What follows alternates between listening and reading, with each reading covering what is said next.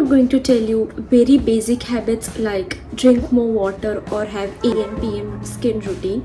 Those are basic yet important. But in this video, I'm going to discuss about few habits that can really make you look instantly more humble, more attractive, professionally, personally, socially, whatever you can categorize.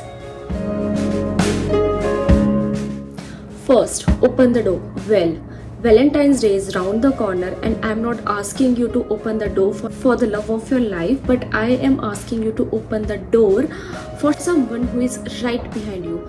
So for an example, if you are at some restaurant or anywhere, if you think that someone is right behind you, then you don't want the door to shut on their face, right? If you think that if someone is right behind you and entering from that very same door, you can just make a gesture to hold a door for them as well. It will definitely going to give the other person impression that you are very humble, you are very genuine, you are very polite. This habit is very important when it comes to when you are having lunch or dinner parties with your colleagues or you are out with your friends. So don't eat the last bite. It is very, very important. If you are eating pizza, for an example, if you're gonna grab the last bite, please kindly ask that if anyone wants. If not, then only grab the last bite. Third habit is quite related to this. So if it is your party, then it's fine, but if it is not your party, if it is not your treat, then don't pick the location, because you don't know what other person's financial condition is. Even though that person is a friend or your colleague, always give the other person chance to pick the location if you're not treating. This is very important and I promise it is last in this category. So if you are eating in a group with your friends or colleagues or family members or anyone, don't take a bite from other person's plate unless offered. It is very important.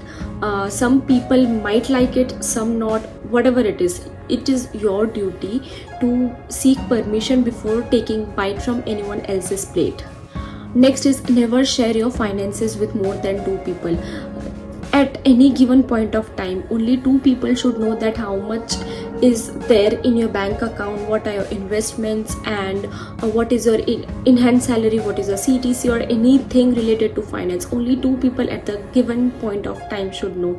For this, you will love. So if you are working in a corporate job or if you're working in some MNC or in a private sector, you are gonna love this. So always observe and analyze that what is the working style and what is the writing style and speaking style of your director or your manager. In that way, because every individual is different, you don't have to be like someone else, but always try to speak in their language, always try to write in their language. Now let me just give you a quick example over here. I used to write long paragraphs in emails or when I was giving updates, when I just started working.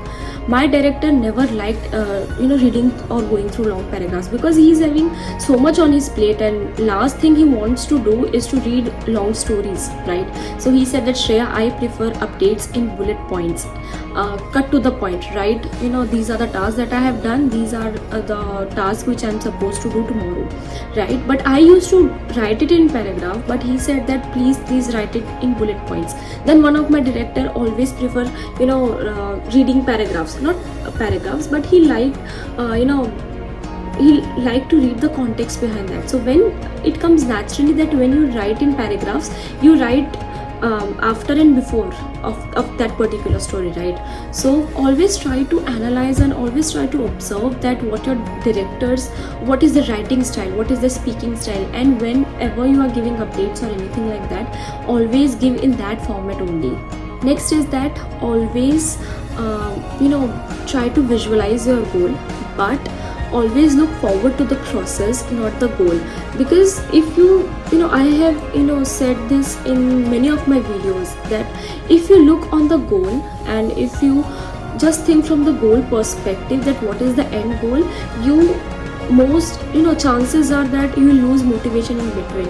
But if you are going to enjoy the process, if you are more excited for the process, there are chances that you will reach the end goal and you will have the motivation as well. Have anything healthy in a day, right? ज़्यादा time नहीं होता है हम लोगों के पास. I totally understand that, you know, you have to go to work, you spend so much time on commuting, and then you have to come home, go to gym, stuff like that. But always try to have anything nutritious once in a day. It can be fruits, it can be dry fruits, it can be salad, anything, but one meal should be very, very, very nutritious. So this was the feedback that I got from one of my client. I don't remember, client or director, I don't know.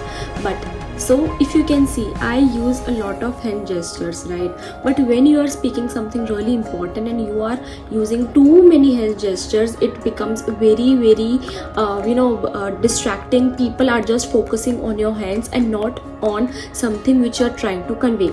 So using less hand gestures makes you makes you look very responsible, makes you look very professional.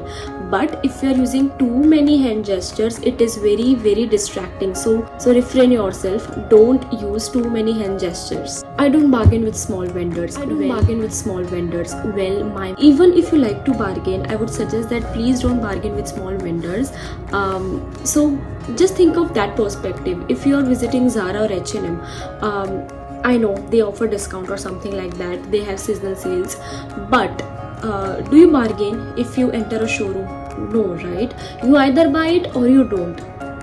But why do you bargain when you are purchasing something from small vendors? If you think that that price is good for you, just pay and grab it. If you think that it is very high, don't bargain. I mean, I don't like to bargain, and with small vendors I will never ever bargain with them. Important. So never discuss politics and religion at your workplace. Even if you meet outside for a coffee, they are still working with you at your workplace, right? Never try to discuss something which can hurt other person's sentiment.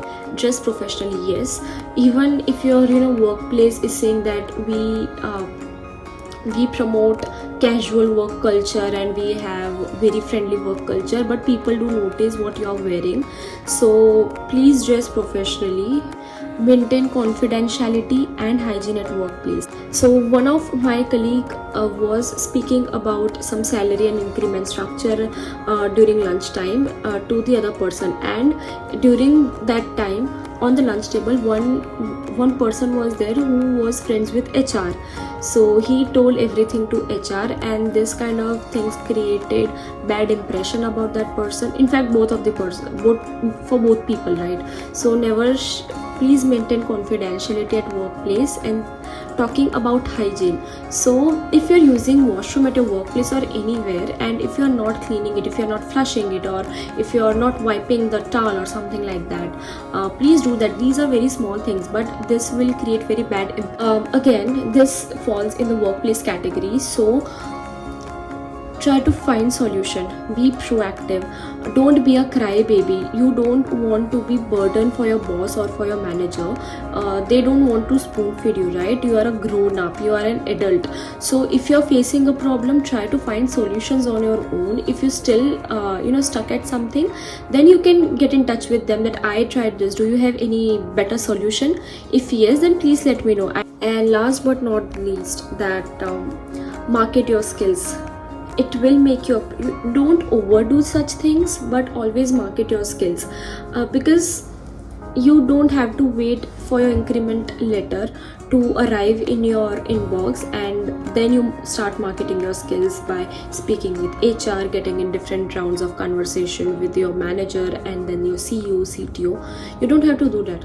Do that occasionally, na? Who said no? Market your skills, and but you have to do it very smartly. You don't want to overdo it, and you don't want to say things which you can't achieve, or if you don't have achieved. You have to be smart in this. You have to use tips and tricks in that, but market your skills. I really hope you like this video. This video is bit different.